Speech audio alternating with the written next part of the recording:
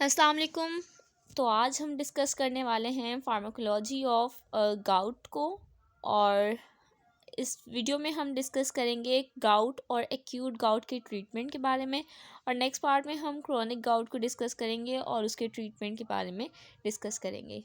So first, what is gout? Gout is basically the elevated serum uric acid level. जब आपकी blood में uric acid का level increase हो जाता है तो आपके पास एक कंडीशन अकर होती है जिसको हम गाउट कहते हैं। There are certain symptoms of gout. सबसे पहले जो है जॉइंट पेन, आपको जॉइंट में पेन होगी, रेडनेस और इन्फ्लामेशन होगी, अगेन लिंगरिंग पेन, और सर्टेन जो आपके पास जॉइंट्स हैं जहाँ पे गाउट हुआ है, ये सिंगल जॉइंट का भी हो सकता है और मल्टीपल जॉइंट का भी हो सकता है, तो रेंज ऑफ मोशन भी लिमिटेड हो जाएगी। अच्छा जी, अब हम बात करते हैं कि ऐसे कौन से रीज़न्स हैं जिसकी वजह से हमारे पास यूरिक एसिड का लेवल इंक्रीज़ हो जाता है और गाउट अकर हो जाता है। इसके दो मेन रीज़न ये हैं कि या तो आपकी बॉडी में यूरिक एसिड की प्रोडक्शन ही ज़्यादा हो रही है, और दूसरा ये कि आपकी बॉडी से एक्सक्रीशन नहीं हो रही यूरिक एसिड की।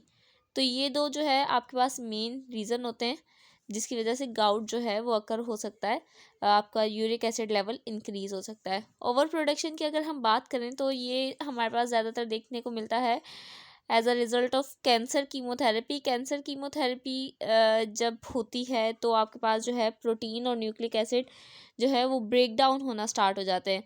एक्स्ट्रा प्रोटीन और न्यूक्लिक एसिड जब ब्रेक डाउन होंगे ज़रूरत से ज़्यादा, तो आपके पास जो है यूरिक एसिड की सिंथेसिस ज़्यादा होगी, प्रोडक्शन ज़्यादा होगी, तो एज अ रिज़ल्ट ब्लड में यूरिक एसिड का लेवल इंक्रीज़ हो जाएगा और गाउट अकर हो जाएगा।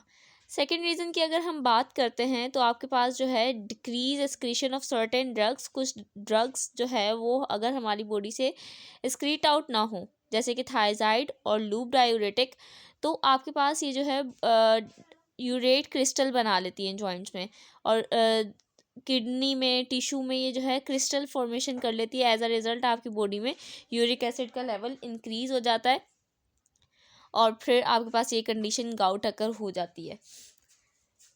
सेकेंड, अगर हम बात करते हैं ट्रीटमेंट स्ट्रेटजीज़ की, तो ट्रीटमेंट स्ट्रेटजीज़ हमारे पास जो है एक्यूट ट्रीटमेंट में हमारे पास एनसेड्स आ जाती हैं, that are non steroidal anti inflammatory drugs, जो कि हमारे पास दोज पेशेंट जिनको रेनल इंसुफिशेंसी है या पेप्टिक अल्सर है उनमें जो है वो प्रिकॉशन के साथ यूज़ की जाती हैं। फिर हमारे पास कॉल्सिकीन है। कॉल्सिकीन जो है हमारे पास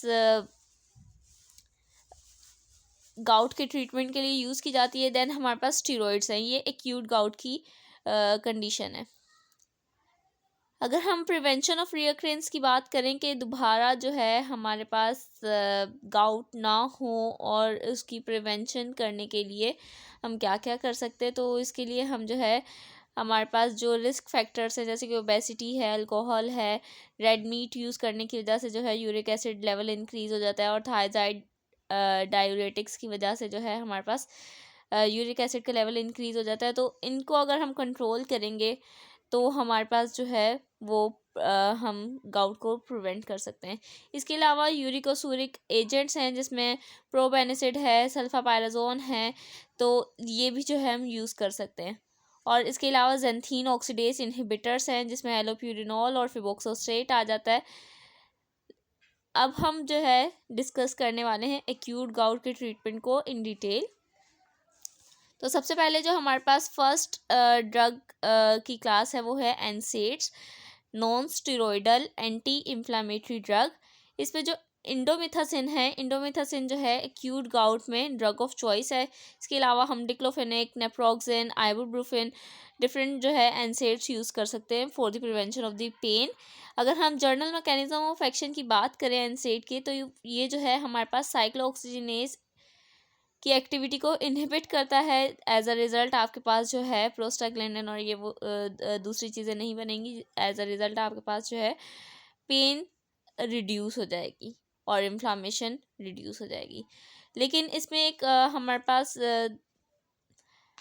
एक्सेप्शन है एनसेड में, डेट इज़ एस्प्रिन। एस्प्रिन जो है वो इफ़ेक्टिव नहीं है गाउट में क्योंकि वो इटसेल्फ हाइपर यूरिसीमिया करवाती है। एस्प्रिन का ये साइड इफ़ेक्ट है हाइपर यूरिसीमिया। अब हम सेकंड ड्रग की बात करें तो हमारे पास कॉल्सिकीन जो है वो गाउट के केस में यूज़ की जा रही होती है। अगर हम इसके मैकेनिज्म ऑफ एक्शन की बात करें तो कॉल्सिकीन बेसिकली हमारे पास डिक्रीज़ करती है इन्फ्लामेशन को। किस तरीके से? ये जो है ट्यूब्यूलिन के साथ जाके बाइंड होगी और उस माइक्रोट्यूब्यूल की डीपोलराइजेशन करवा देगी, जिसकी वजह से आपके पास ल्यूकोसाइट की माइग्रेशन डिक्रीज़ हो जाएगी और फैगोसाइटोसिस डिक्रीज़ होगी और एज अ रिज़ल्ट इन्फ्लामेशन जो है वो डिक्रीज़ हो जाएगी। तो इस तरीके से जो है हम गाउट का ट्रीटमेंट, एक्यूट गाउट का ट्रीटमेंट कर सकते हैं कॉल्सिकीन देने की वजह से। हुआ क्या? ट्यूब्यूलिन के साथ जाके बाइंड हुई, डीपोलराइजेशन ऑफ माइक्रोट्यूब्यूल करवाया, डिक्रीज इन ल्यूकोसाइट माइग्रेशन हो गई और ल्यूकोसाइट की माइग्रेशन नहीं होगी तो फैगोसाइटोसिस नहीं होगी, फैगोसाइटोसिस नहीं होगी तो एज अ रिजल्ट इन्फ्लामेशन ही नहीं होगी। तो इस तरीके से हम जो है इसको ट्रीट कर सकते हैं। अगर हम इसके एडवर्स इफेक्ट की बात करें तो GI pain, diarrhoea, nausea, alopecia, haematuria, aplastic anaemia और ए ग्रेनुलोसाइटोसिस हमारे पास इसके एडवर्स इफेक्ट हैं जो कि हमारे पास कॉल्सिकीन की वजह से हो जाते हैं। कॉल्सिकीन की कॉन्ट्राइंडिकेशन की बात करें तो ये प्रेग्नेंट वुमेन में कॉन्ट्राइंडिकेटेड है। इन दोज पेशेंट जो कि कार्डियोवैस्कुलर डिसऑर्डर से सफ़र कर रहे हैं उनमें जो है हम कॉल्सिकीन नहीं देंगे, कॉन्ट्राइंडिकेटेड है।